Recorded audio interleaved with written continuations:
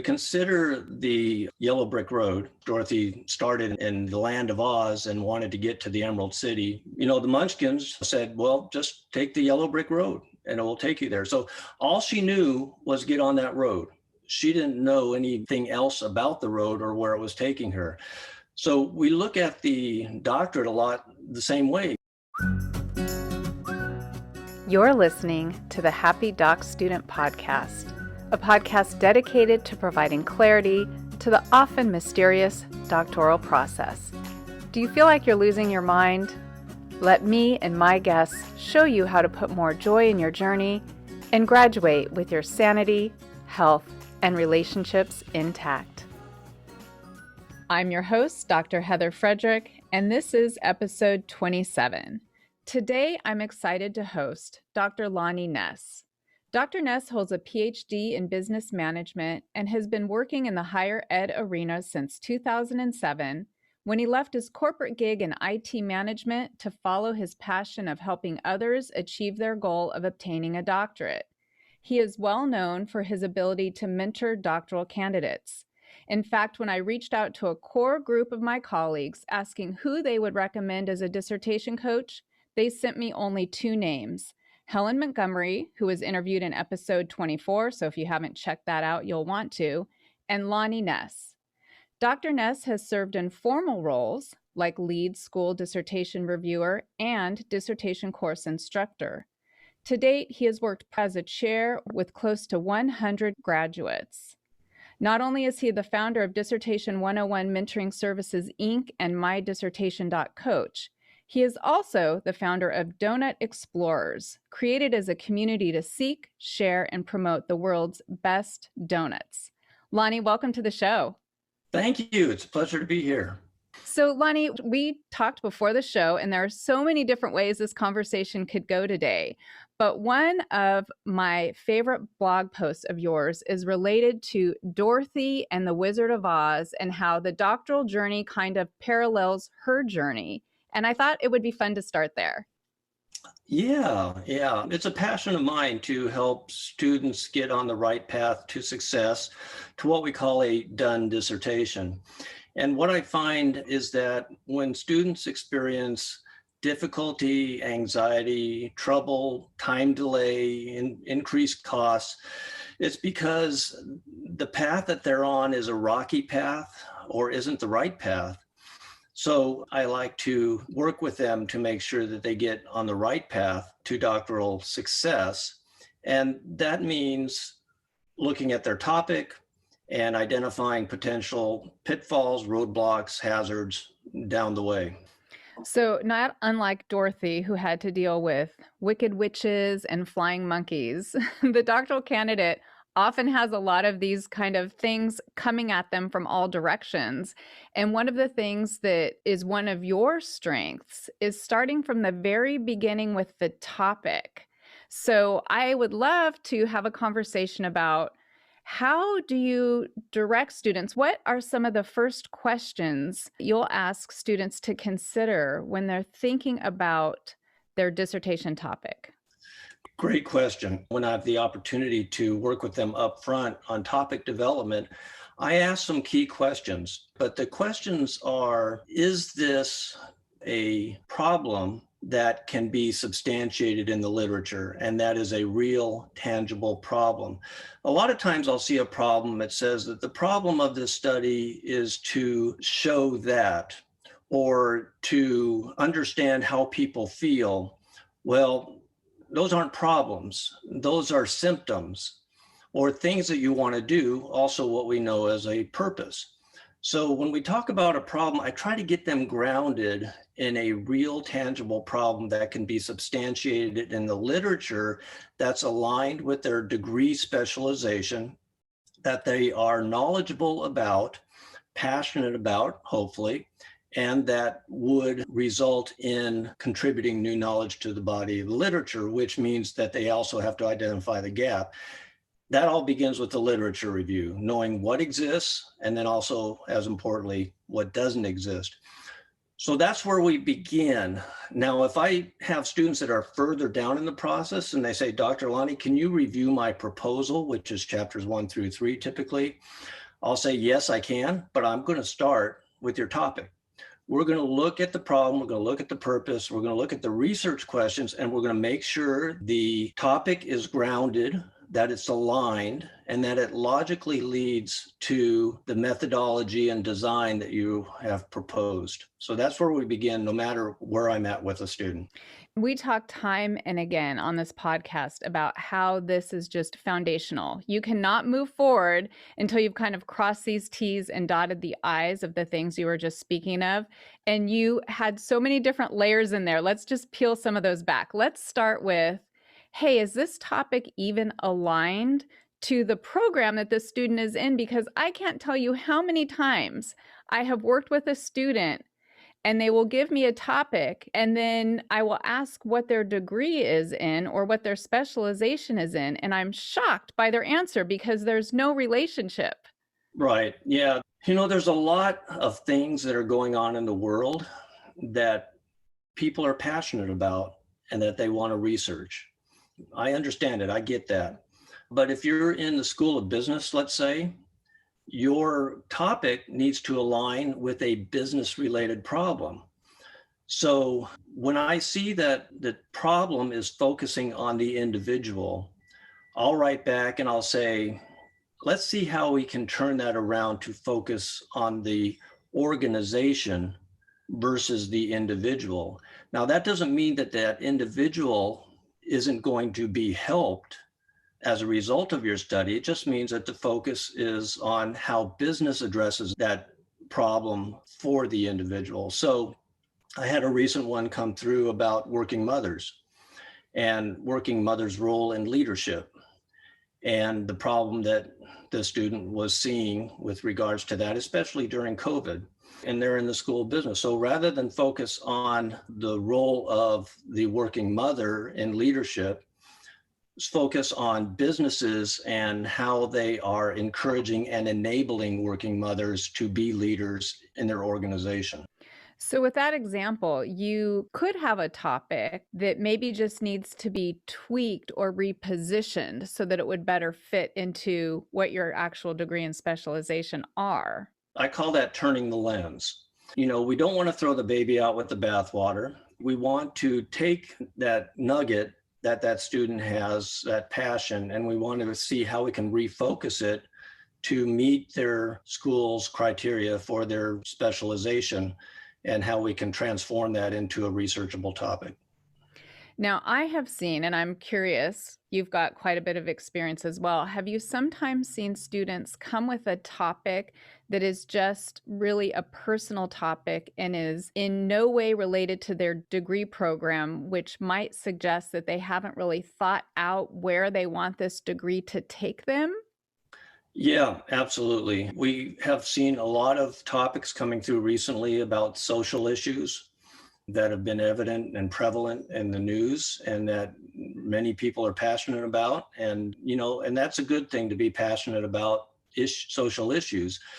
But there are instances sometimes when it just does not really easily align into a specific degree. However, if we take some of the social issues in terms of racial justice and other areas, they can translate into business and education in terms of how social justice is handled within those organizations. So there's the twisting or the turning or the refocusing. What was the term that you used? Turning the lens. So it might be that as you're listening to this podcast, you're thinking, wow, there's this issue I really do want to focus on. I'm going to see if I can turn the lens to make it fit. One thing that I have seen is that students maybe don't spend enough time when they're picking out which program they're going to enroll in and realizing that the dissertation should be just a logical step on this road to where they want to be. So let me give you an example. If you want to be working one-on-one in a therapeutic relationship with someone, and you'd like your dissertation to be on something like PTSD and depression with veterans, you're probably not going to be pursuing a PhD in business, for example. Yeah, that's true. Getting into the right degree specialization is kind of the chicken and the egg syndrome, but aligning where your desire is, where your research interests are with your degree specialization. Now, there's also a philosophy that says, just get your degree and don't worry about what the topic is in. But I find that when you take that approach, students' interests tend to wane over time, and it's difficult for them to persist to the end. So, to the extent that we could align the topic with their passion, with their understanding and experience, because, it's enough to have to learn how to do a dissertation, how to conduct research without also having to learn about the topic itself. So in my case, I was in IT management. So I did my research on IT flexibility and business alignment because I saw that as a problem. And I was passionate about that, on how IT flexibility can assist business transformation. And it turned out very well. But for students who just aren't aware of what they want to research, it creates a third leg of complexity that may be difficult to overcome. And I think this idea of persistence and motivation waning is a huge one, because this is a research project you will literally be spending years on. You want to make sure it's something that's going to benefit you long term. You are going to come out as an expert in this area, right? So why not make it be something that can benefit you in your future career and your future goals? Right. So when we consider the yellow brick road, of course, Dorothy started in the land of Oz and wanted to get to the Emerald City. The Munchkins said, well, just take the yellow brick road and it will take you there. So all she knew was get on that road. She didn't know anything else about the road or where it was taking her. So we look at the doctorate a lot the same way, because you sign up for the program. They said, take these classes and it'll get you to your destination. And that's true. So I say, trust the process and enjoy the process, because it's intended to take you to where you want to be. And they do, or they wouldn't be there. But when it comes down to topic selection and alignment with the purpose and research questions, it will get you on the path, but it doesn't get you to the end, because there's a lot of things down the road relative to that topic that need to be understood and anticipated. So as a chair and as a coach, that's where I come in, because I've been down that path so many times, like you said, almost 100 as a chair and then thousands as a coach and professor. And one of the big areas that I look at is data collection. When you develop a topic, do you have access to the population that will get you enough data and the right data to do your analysis, whether it's qualitative or quantitative? So we look at how specific is the topic, how broad is the topic, the population, and what is the data that you need to collect to do that analysis. And we can do that all up front. And when we consider the protection of humans, as the Institutional Review Board, IRB, gets involved, we look at there's certain protected populations and prisoners, for instance. I see a lot of studies coming through on recidivism in prisons. And that's a great topic, but it introduces a layer of complexity in terms of getting approval and access to that population. So we look at that up front and we say, okay, if we look at the Wizard of Oz, that's the flying monkey coming at you. Are we going to be able to get through that okay? And I would love to spend a little more time with this, because my experience, especially when I'm at a residency, is that this is not something people think about, because how would they know? Here they are starting a doctoral program. Like you said, they're on the yellow brick road, one foot in front of the other. They're not thinking, oh my goodness, this is a protected population. In fact, a lot of people who haven't been through their IRB training might not even know what that is, as we're talking. So you mentioned prisoners, children are another one, pregnant women, basically vulnerable populations. So like you said, hey, looking at recidivism, this is a great research question. This is a great research area that clearly we need to know more about.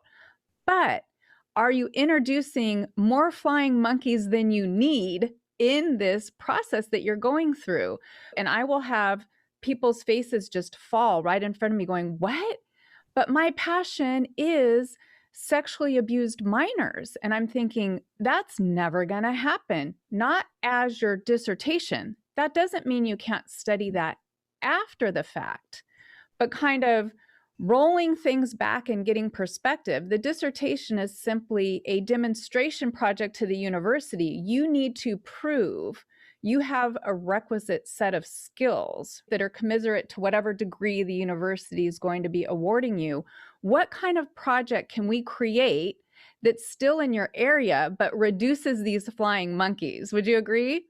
Absolutely. And in a situation like that, I think we go back to turning the lens and refocusing, and we say, that's a great topic, but let's say you're in the School of Business, rather than talking to prisoners or in the area of sexual abuse of minors, maybe talk to the people who deal with those organizationally and how they can better treat them or enable success of that population.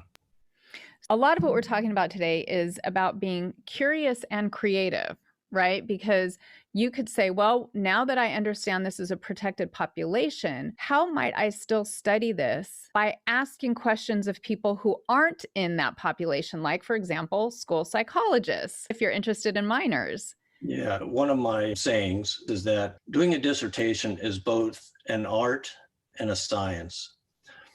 The science is actually the process of doing the dissertation, of writing the dissertation. The problem statement needs to be written in a certain way, the purpose in a certain way, the questions in a certain way. They all need to align qualitative or quantitatively, and then, of course, the methodology. So that's the science. But the art is exactly what we're talking about, and that is turning that lens, doing something that you're passionate about, and making it fit within what the university wants to see. Now, earlier on, you brought up something that I'd like to go back to, and that was really grounding this idea in research, because a lot of my guests have talked about students coming to the table with an interest that they have, but that isn't supported in the research. Yeah, whether it's a PhD or an applied degree, the topic is going to have to be grounded in the recent scholarly literature. And typically we look at about 3 to 5 years as evidence that that problem for that topic exists and that it's significant. And if unable to show that there's a problem as evidenced in the literature, then it raises question as to why are we doing research on this?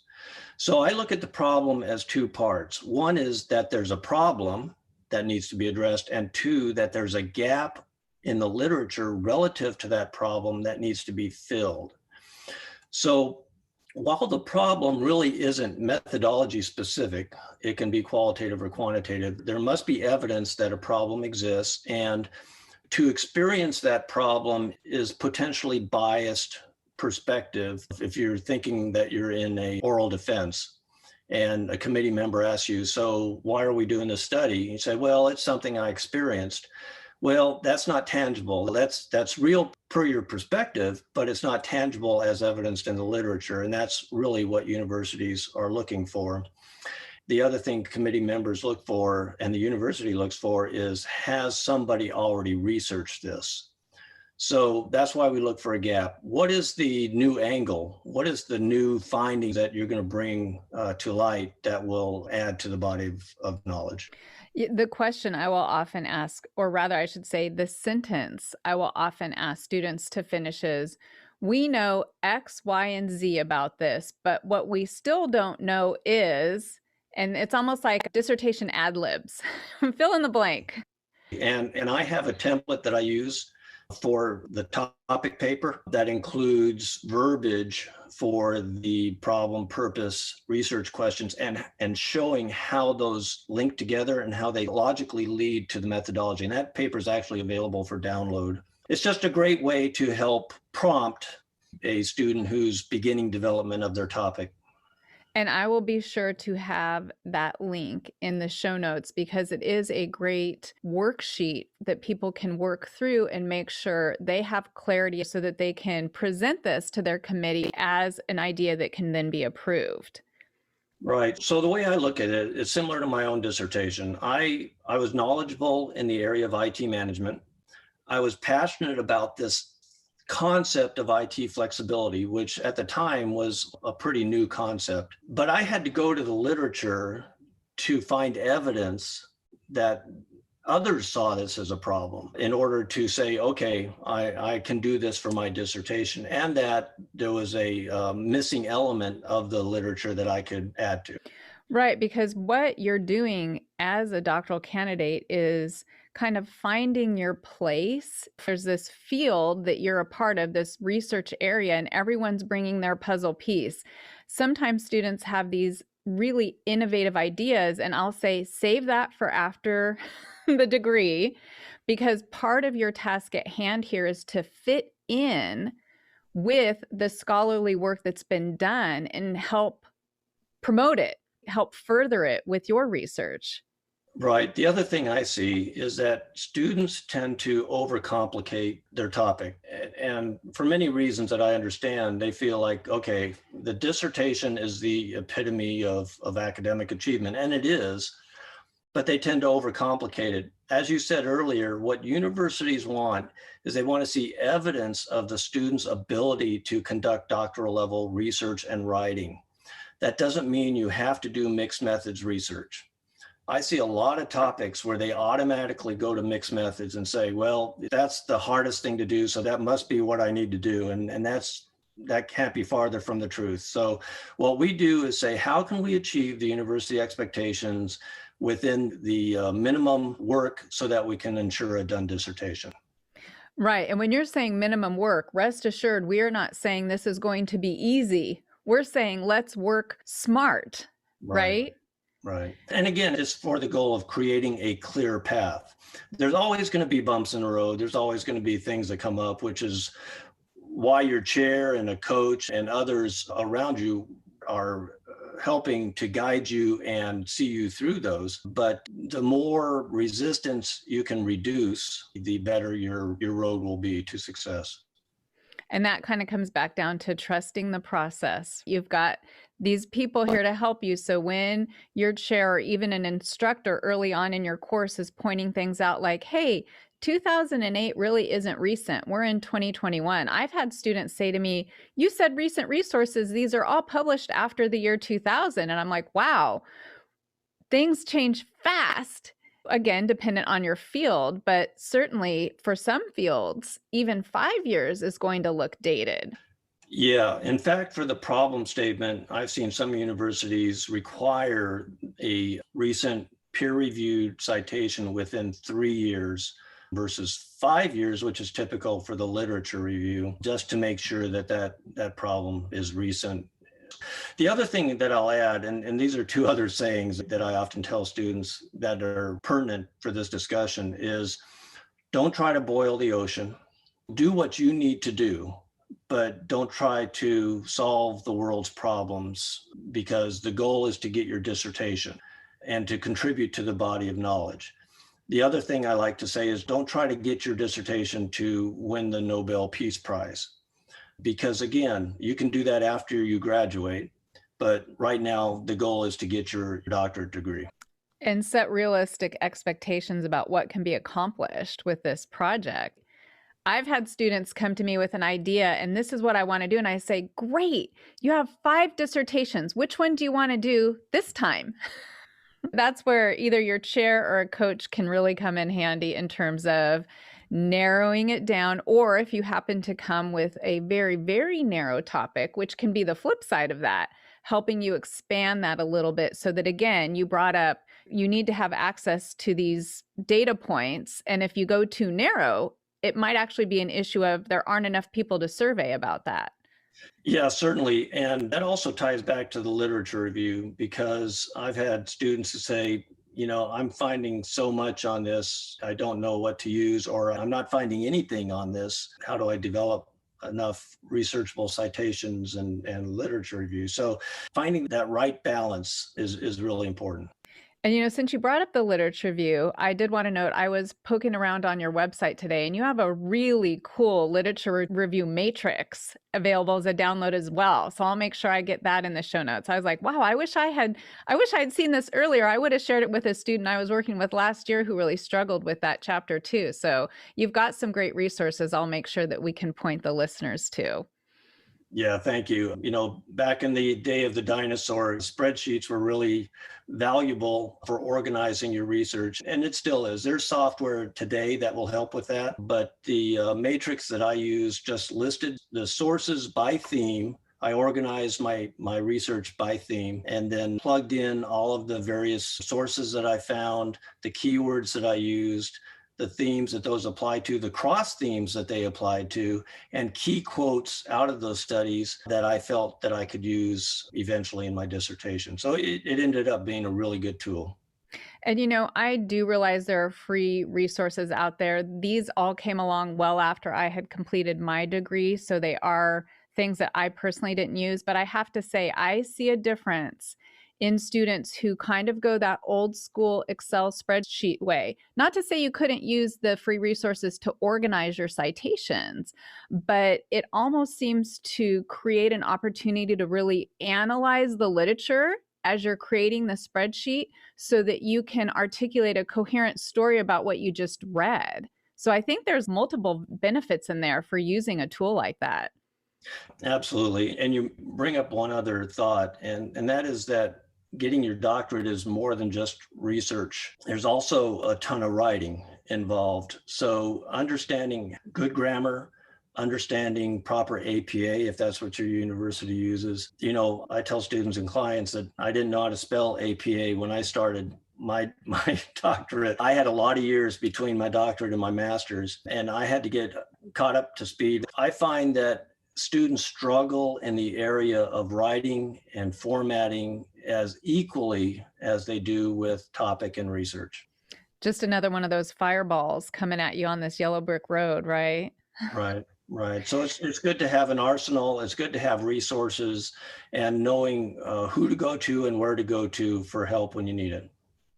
Lonny, you've shared so many words of wisdom with us today, but do you have any final ones that you would like to leave with the listeners? Well, I mentioned a lot of different thoughts that I give students in terms of boiling the ocean and turning the lens and things like that. I think the one that I go back to most often is just enjoy the process. And it's not intended to be an easy process, as you said, and there will be a lot of challenges, but understand that up front, have the proper expectations and have a community that you can work within to vent with, to work with, to learn from, and to get past any roadblocks that you may come up with. But the process is there to guide you and to help you to be successful. And everybody is in your camp. They want you to be successful. So just enjoy the journey. Thank you so much for sharing your insights and your experience with us today. And I'm looking forward to having you back on another episode real soon. My pleasure, Heather. Be sure to check out the show notes for links to all the amazing downloads that we discussed today, and also all the ways that you can connect with Dr. Lonny, including his website, mydissertation.coach. The Happy Doc Student Podcast is brought to you by expandyourhappy.com, and you can learn more there. Until next time, here's to more joy in your journey. One more thing. Just a quick reminder that the information, opinions, and recommendations presented in this podcast are for general information only.